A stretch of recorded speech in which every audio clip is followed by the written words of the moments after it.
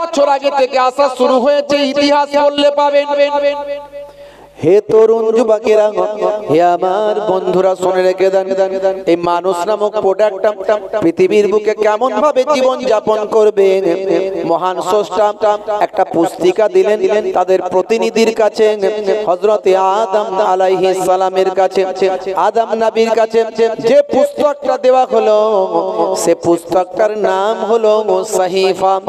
ভাইরা আমার, after generation হযরতে ইব্রাহিম, অ্যাকর্ডিং টু খ্রিস্টানিটিতে বলা হয় আব্রাহাম, সেই ইব্রাহিম নবীর জামানায় মানুষ নামক প্রোডাক্ট এলো। এই মানুষ নামক প্রোডাক্ট কেমন ভাবে ব্যবহার হবে, ইব্রাহিম নবীর কাছে আমার আল্লাহ পুস্তিকা দিলেন। ভাইরা আমার, তার নাম হলো সাহিফা। আফটার জেনারেশন হযরতে দাউদ নবী, দাউদ নবীর কাছে আমার আল্লাহ পুস্তিকা দিলেন। ভাই আমার, পুস্তিকাটার নাম হলো জাব্বুর শরীফ। হযরতে মুসা নবীর জামানা এলো, মুসা নবীর কাছে আমার আল্লাহ পুস্তিকা দিলেন, সেই পুস্তিকাটার নাম হলো তাওরাত। সর্বশেষ ঈসা নবীর কাছে, ঈসা নবীর সময় মানুষ নামক প্রোডাক্ট আল্লাহ তৈরি করলেন। এই মানুষ নামক প্রোডাক্টটা কেমন ভাবে ব্যবহার হবে, তার জন্য আমার আল্লাহ ঈসা নবীর কাছে একটা পুস্তিকা দিলেন। পুস্তিকাটার নাম হলো ইনজিল শরীফ। আফটার দেন, তারপরে সর্বশেষ আখিরি জামানার পয়গম্বর জনাবে মুহাম্মদ মুস্তাফা সাল্লাল্লাহু আলাইহি ওয়াসাল্লাম, যিনি হলেন জগতের শেষ নবী, যিনি হলেন শেষ নবী, আখিরি জামানার নবী, আখিরি জামানার পয়গম্বর। হে তরুণ যুবকেরা, হে আমার বন্ধুরা, ভাই আমার, তার সময়ে তিনি আসার পর থেকে কিয়ামত পর্যন্ত, প্রলয়কাল পর্যন্ত, পৃথিবীর এন্ডিং পর্যন্ত যত মানুষ আসবে, এই সমস্ত মানুষের জন্য ভাই আমার এই মানুষ নামক প্রোডাক্ট কেমন ভাবে ব্যবহার হবে, তার জন্য মানুষের প্রতিনিধি হযরতে মুহাম্মদ মুস্তাফা সাল্লাল্লাহু আলাইহি ওয়াসাল্লামের কাছে মহান স্রষ্টা একটা পুস্তক দিলেন। এই পুস্তকটার নাম হলো আল কোরআন। জোরে হবে না? হে তরুণ যুবকেরা, কোরআন শুধু মুসলমানদের জন্য নয়, প্রফেট শুধু মুসলমানদের জন্য নয়। এখানে আমরা ভুল করি, কিছু মানুষ নিজেদের বানিয়ে ফেলে। বিখ্যাত জিনিসগুলো কোনো ব্যক্তির বিশেষ থাকে না, কোনো নির্দিষ্ট সম্প্রদায়, কোনো জাতির, কোনো ধর্মের মানুষের জন্য থাকে না। কোরআন মাজিদ শুধু মুসলমানদের জন্য নয়, ভালো করে বুঝবেন। যদি কেউ বলে কোরআন আমাদের, সে ভুল করছে। কোরআন সবার, কথা ঠিক না ভুল? অনেকে মনে করে কোরআন মাজিদ শুধু মুসলমানদের। যদি কেউ বলে প্রফেট মুহাম্মদুর রাসূলুল্লাহ শুধু মুসলমানদের, সে ভুল করছে। হে তরুণ যুবকেরা, যদি কেউ বলেন আল্লাহ শুধু মুসলমানদের না, আল্লাহ সবার, শুধু তাই নয়, আমি এখানে একটু যোগ করে দিই। ভাইরা আমার, গঙ্গা জিতনা আপকা হ্যায় উতনা হি হামারা হ্যায়। গঙ্গা শুধু কি কোনো ভাইদের, কোনো হিন্দু ভাইয়ের, কোনো খ্রিস্টান ভাইয়ের, হ্যাঁ, কোনো মুসলমানের, সবাই। গঙ্গা জিতনা আপকা হ্যায় উতনা হি হামারা হ্যায়। রবীন্দ্রনাথ ঠাকুর, মহান বিশ্বকবি, বলা হয় বিশ্বকবি রবীন্দ্রনাথ ঠাকুর, তিনি একজন হিন্দু সম্প্রদায়, সনাতনী সম্প্রদায়ের মানুষ। তা বল কি শুধু হিন্দুদের না, আমাদেরও, সবাই। রবীন্দ্রনাথ ঠাকুর জিতনা আপকা হ্যায় উতনা হি হামারা হ্যায়। नजरुल इस्लाम जितना हमारा है उतना ही आपका है। माफ कीजिए, हिंदुस्तान जितना आपका है उतना ही हमारा है। এই সমস্ত মহান বিষয়গুলো কোন ব্যক্তি বিশেষ, জাতি বিশেষ, ধর্ম বিশেষ থাকে না। হে তরুণ যুবকেরা, হে আমার বন্ধুরা, শুনে রেখে দিন বাবা, জেনে রেখে দেন হে মুসলমান। কিন্তু কিছু আত্মকেন্দ্রিক মানুষ আছে, তারা সব নিজের করে ভাগ করে নেয়, আছে না নাই? আমেরিকার একজন ব্যক্তি ছিলেন নাসারাদের, তার নাম হলো টেরি জনস। ইন্টারনেটে আছে, দেখবেন, পাবেন। সালটা হলো 2011 সাল।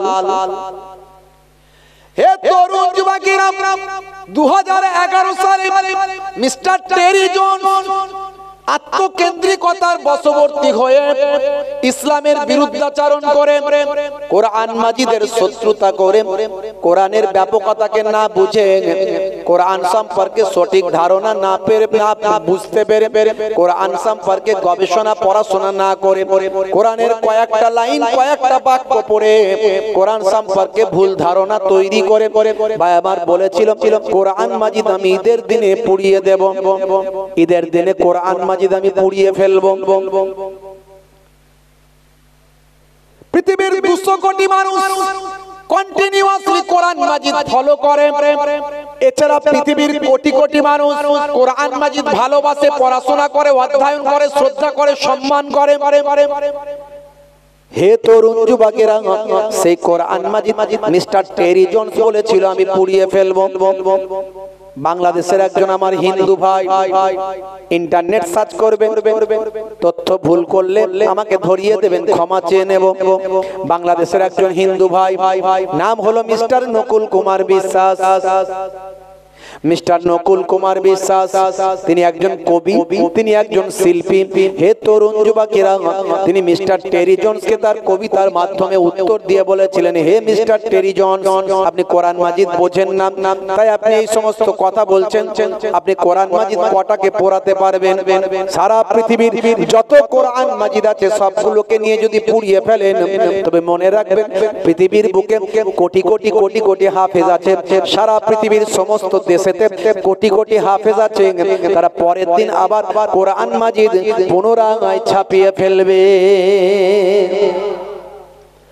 যদি আগুন লেগে ধ্বংস হয়ে যায়, শিল্পী লোক তো, তার কবিতার মাধ্যমে তিনি বলেছিলেন, যদি আগুন লেগে ধ্বংস হয়ে যায় পৃথিবীর সব বইয়ের দোকান,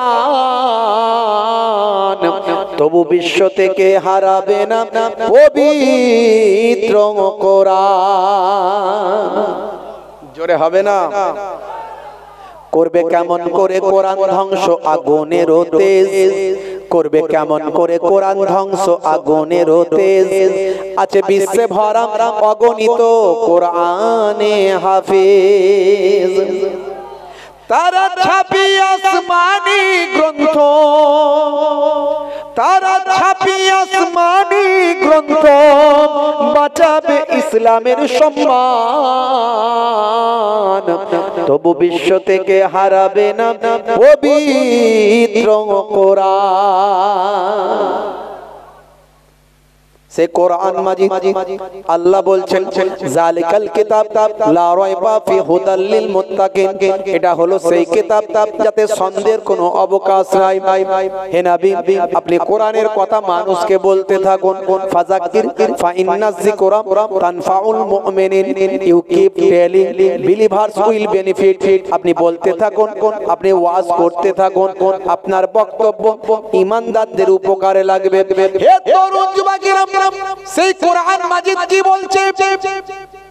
কোরআন মাজিদ বলছে, হে দুনিয়ার মানুষ শুনে রেখে দাও, হে দুনিয়ার মানুষ জেনে রেখে দাও, হে দুনিয়ার মানুষ তোমরা ভালো করে জেনে রাখো, শুনে রাখো। হে মুসলমান, হে ভাইরা আমার, তরুণ যুবকেরা আমার, কোরআন মাজিদ বলছে আমি মানুষের জন্য সব কিছু সৃষ্টি করেছি। সব কিছু কার জন্য সৃষ্টি হয়েছে? মানুষের জন্য। বলেছেন কে? আল্লাহ। বলছে না মুসলমানদের জন্য, বলছে না হিন্দু খ্রিস্টান জৈন বৌদ্ধের জন্য, বলছে মানুষের জন্য। কোরআন মাজিদ মানুষের কথা বলেছে।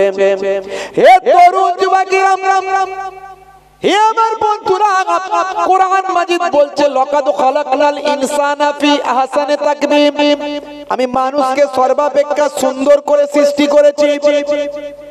মানুষকে আমি সর্বাপেক্ষা সুন্দর করে সৃষ্টি করেছি। হে তরুণ যুবকেরা, মানুষকে আল্লাহ সর্বাপেক্ষা সুন্দর করে সৃষ্টি করলেন। এরপরে কোরআন মাজিদ বলল, আমি মানুষকে এক কাতরা নাপাক পানি থেকে, কয়েক ফোঁটা নাপাক পানি থেকে আমি আল্লাহ মানুষকে সৃষ্টি করেছি। শুক্রাণু আর ডিম্বাণু, এই শুক্রাণু আর ডিম্বাণুর মধ্যে দিয়ে মানুষ মাতৃগর্ভে এক ফোঁটা নাপাক পানি থেকে সৃষ্টি হয়েছে। সুম্মা কানা আলাকাতান ফাখালাকা ফাসাওয়া, এই নাপাক পানিটাকে আমি আল্লাহ এই অপবিত্র পানি, যে অপবিত্র পানির কথা বলা হয়েছে, শরীর থেকে বের হলে গোসল করা ফরজ হয়। গোসল যদি না করা হয় পাক পবিত্র গোসল, গোসলের আবার ভাগ আছে। ফরজ গোসল, গোসলের ফরজ কয়টা? কারা বলেন? আপনারা কি বলছেন? গোসলের ফরজ কটা?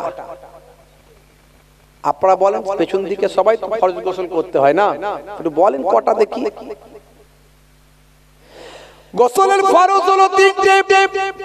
অনেক যুবকেরা জানে না গোসলের ফরজ কয়টি, কি কি।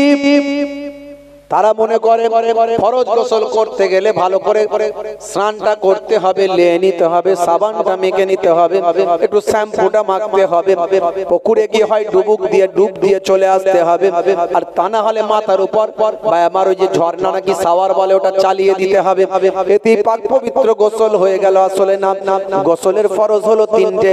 কি কি? নাকের নরম অংশ পর্যন্ত পানি পৌঁছানো, গলার তলা পর্যন্ত, গলার ভিতরে গার্গেল করে ভিতর পর্যন্ত পানি পৌঁছানো, আর মাথার চুল থেকে পায়ের নখ পর্যন্ত এক ফোঁটাও যেন, এক চুলও যেন শুকানো না থাকে। এটাই তিনটে হলো গোসলের ফরজ। আর আমার নবী কিভাবে গোসল করতেন আপনাকে জানতে হবে। আপনার সারা শরীরের নোংরা কোনো জায়গায় যদি নাপাকি লেগে থাকে সেটা ভালো করে পরিষ্কার করতে হবে।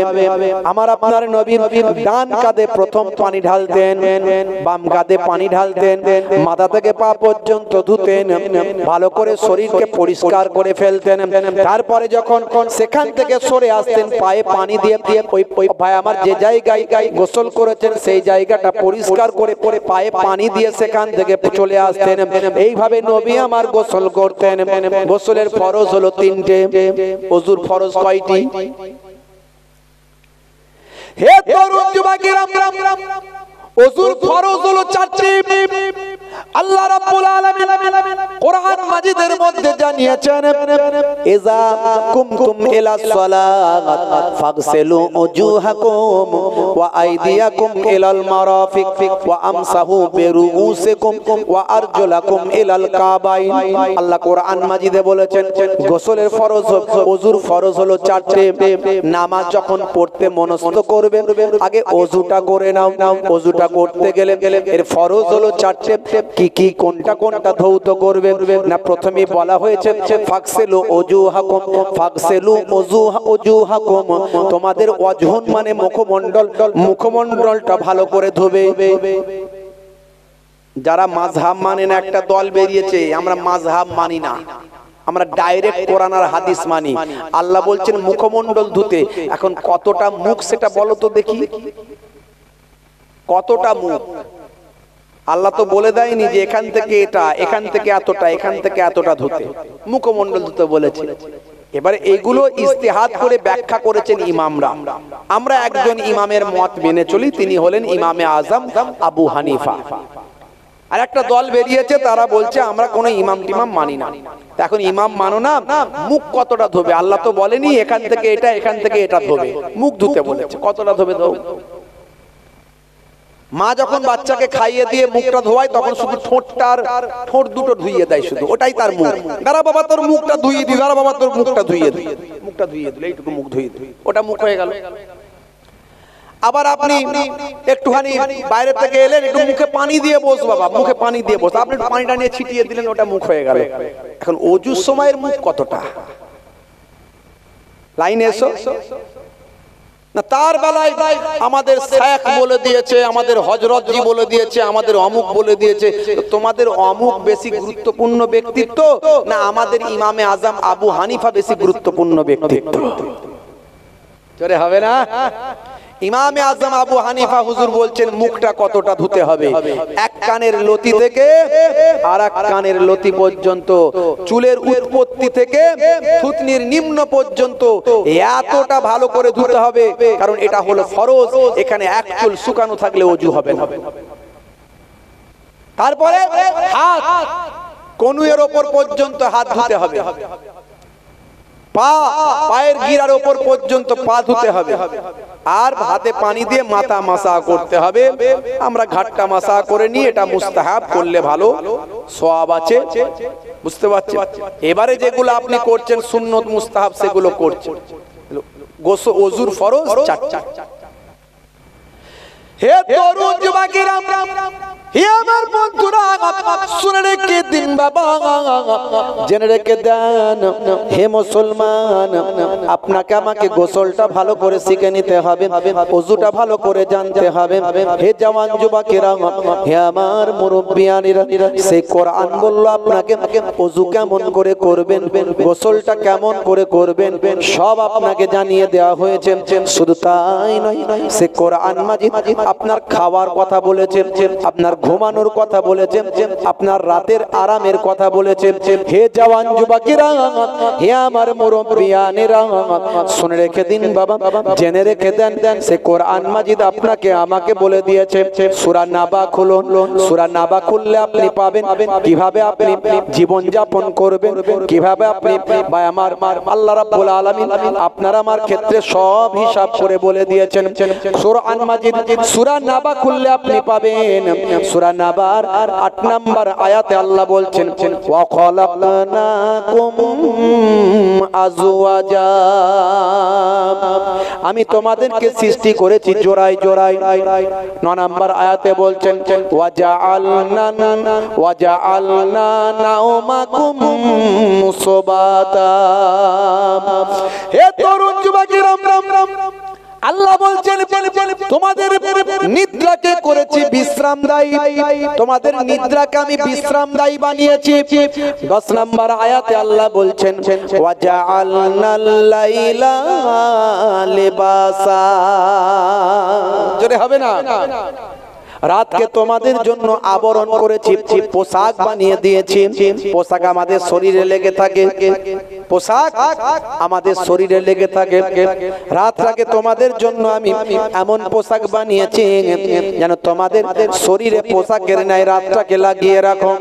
অর্থাৎ রাতের বেলা অন্ধকারটাকে তোমাদের ভাই আমার শরীরের সঙ্গে পোশাকের মতো আবরণ বানিয়ে নাও, পোশাকের মতো বানিয়ে নাও।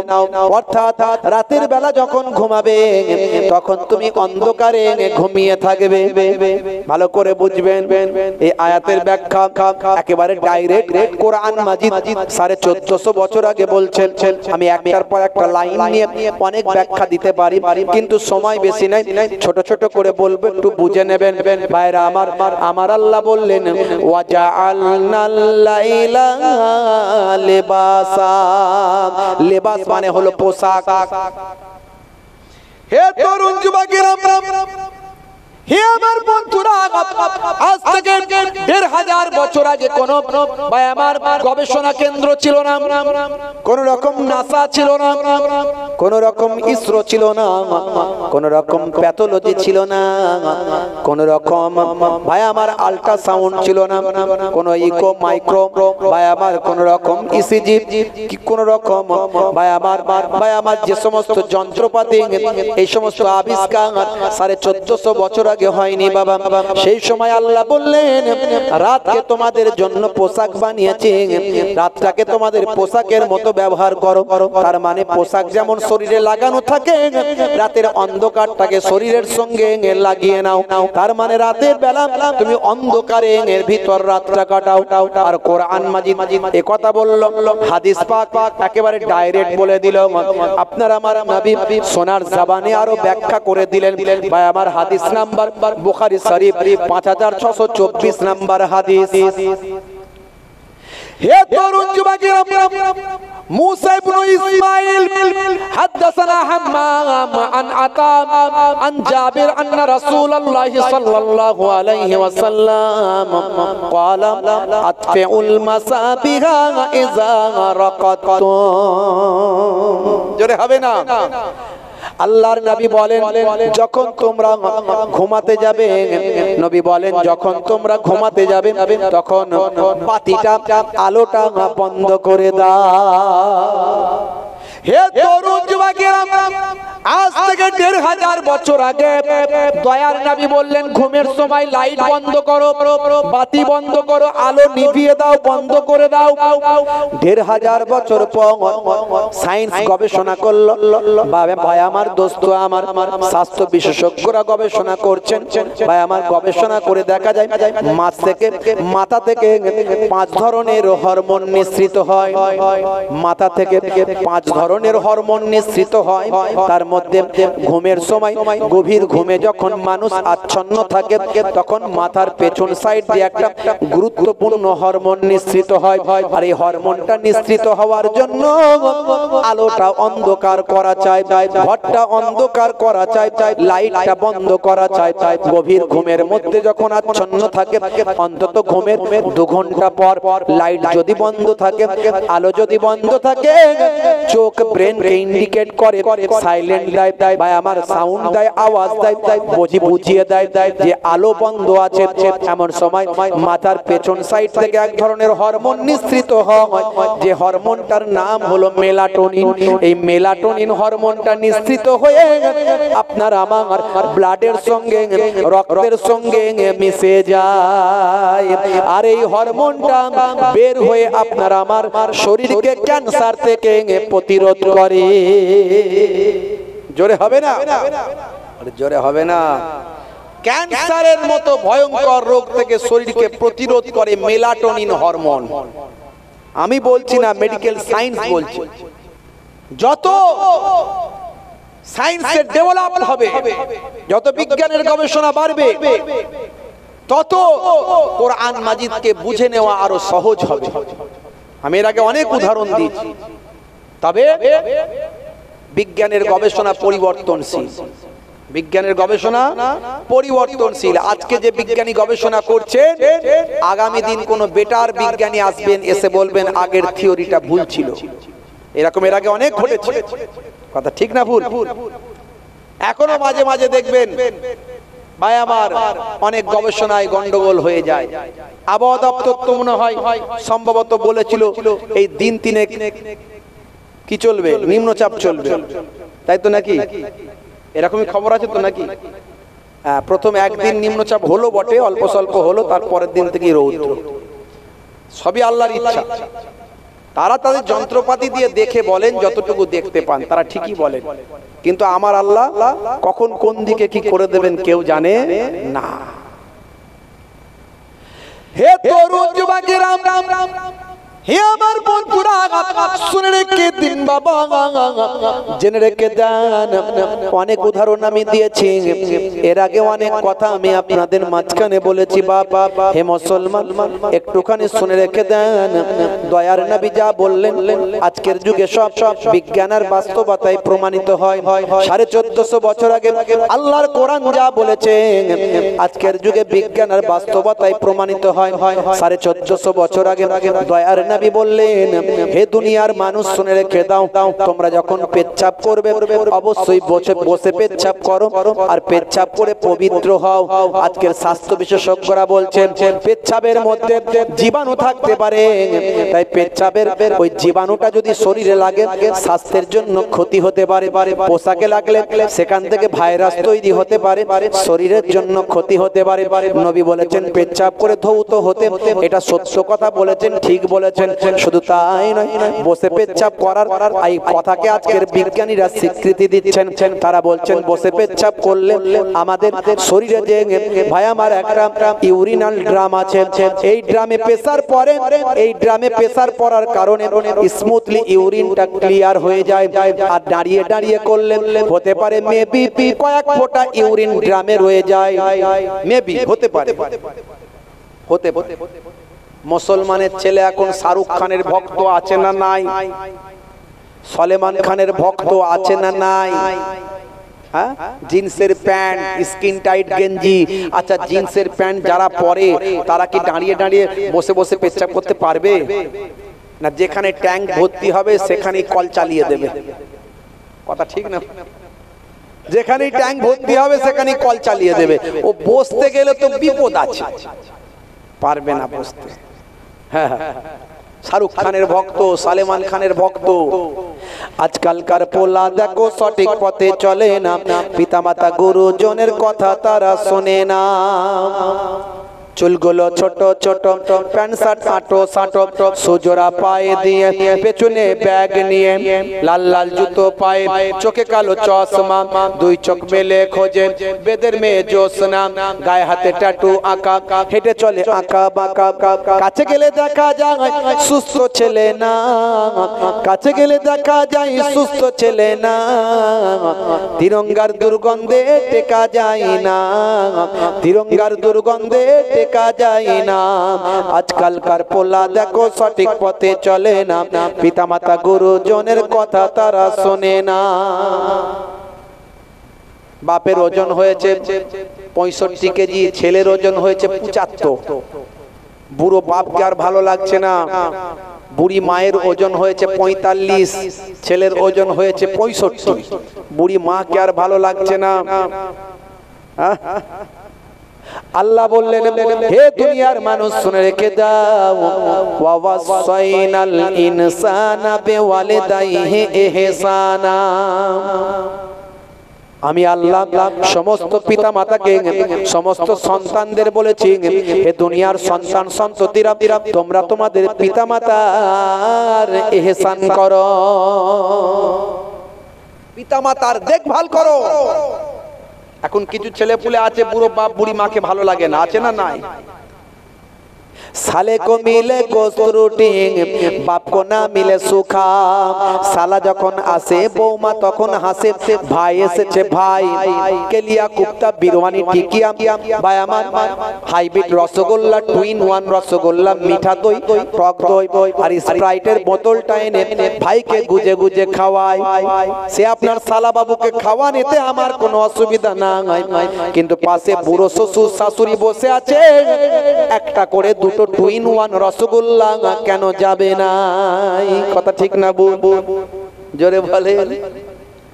হে তরুণ যুবকেরা, আল্লাহর নবী বলছেন, যে ছেলেটি যে মেয়েটি তার পিতামাতার চেহারার দিকে একবার শ্রদ্ধার দৃষ্টিতে তাকাবে, এটা আমার আব্বা জানের চেহারা, আব্বা জান, এটা আমার আম্মা জান, এরকম শ্রদ্ধা ভরে পিতামাতার চেহারার দিকে যদি একবার তাকায়, দয়ার নবী বলেন, ফি কুল্লি নাজারাতিন, প্রত্যেকটা দৃষ্টির বিনিময়ে আমার আল্লাহ তাআলা একটা করা কবুল করা, একটা কবুল করা নফল হজের সওয়াব ওই ছেলে মেয়ের নামাজ আমলে লিখে দেবে। জোরে হবে না? আমার নবী জানিয়েছেন, হুমা জান্নাতুকা ওয়া নারুকা, তোমাদের বাম্মাই জান্নাত, তোমাদের বাম্মাই জাহান্নাম। দেখুন ইসলামের সৌন্দর্য, ইসলামের ব্রডনেস, ইসলামের মাধুর্য। Islam, I-S-L-A-M, Islam, I for I, S for should, L for love, A for all, M for mankind, I should love all mankind, অর্থাৎ আমার উচিত সারা বিশ্বের মানুষকে ভালোবাসা। সারা বিশ্বের মানুষকে ভালোবাসার নাম হলো ইসলাম। अंधे को रास्ता दिखाने का नाम है इस्लाम, भूखे को खाना खिलाने का नाम है इस्लाम, प्यासे को पानी पिलाने का नाम है इस्लाम, अमानत का नाम है इस्लाम, इबादत का नाम है इस्लाम, और मोहब्बत का नाम है इस्लाम। जोरे हवे ना, আমরা ইসলাম বুঝি না। মুসলিম তুমি নামে হলে আজ কামে হলে না ভাই, মুসলিম দেখো অপরাধে লিপ্ত কেন হয়, মুসলিম তুমি কোরআন হাদিস পড়তে জানো না, মুসলিম তুমি মসজিদেতে নামাজে এলে না, মুসলিম তুমি নামে হলে আজ মুসলিম তুমি নামে মুসলিম এলে ন্যায়ের পথে সমাজ বদলাবে রে, সমাজ বদলাবে। মুসলিম তুমি নামে হলে আজ কামে হলে না ভাই, মুসলিম দেখো অপরাধে লিপ্ত কেন হয়, বমে বারুদে নেশার থালায় হবে না কারো সাথী, বমে বারুদে নেশার থালায় হবে না কারো সাথী, সালাউদ্দিন আর তাগুলের তুমি যে উত্তরসূরি, ব্যঙ্গ কার্টুনে ব্যঙ্গ সিনেমায় নবীর সম্মান কমে না, ব্যঙ্গ কার্টুনে ব্যঙ্গ সিনেমায় নবীর সম্মান কমে না, গুগল সার্চে সেরা মনীষী খুঁজে দেখো না। জোরে হবে না? আর জোরে হবে না? গুগল তো আমার আপনার বাপ দাদুর তৈরি করা জিনিস নয়, ও পাশ্চাত্যের বিদেশিদের তৈরি করা, কোন মুসলমানের তৈরি করা নয়। সে গুগলে গিয়ে আপনি লিখুন who is the greatest person in the world, Google আপনাকে অ্যানসার দেবে greatest person in the world of prophet মুহাম্মদুর রাসূলুল্লাহ সাল্লাল্লাহু আলাইহি ওয়াসাল্লাম। এনসাইক্লোপিডিয়া বিশ্বকোষ, সেই বিশ্বকোষের রাইটার বলছেন মুহাম্মদ সাল্লাল্লাহু আলাইহি ওয়াসাল্লাম has been the most practical and most successful of all prophets. জোরে বলুন সুবহানাল্লাহ।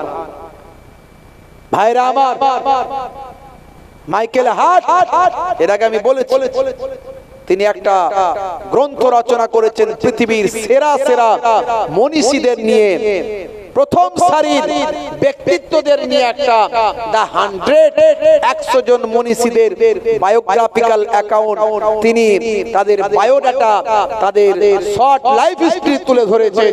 সেখানে 100 জন মনীষীদের নাম তিনি লিপিবদ্ধ করেছেন।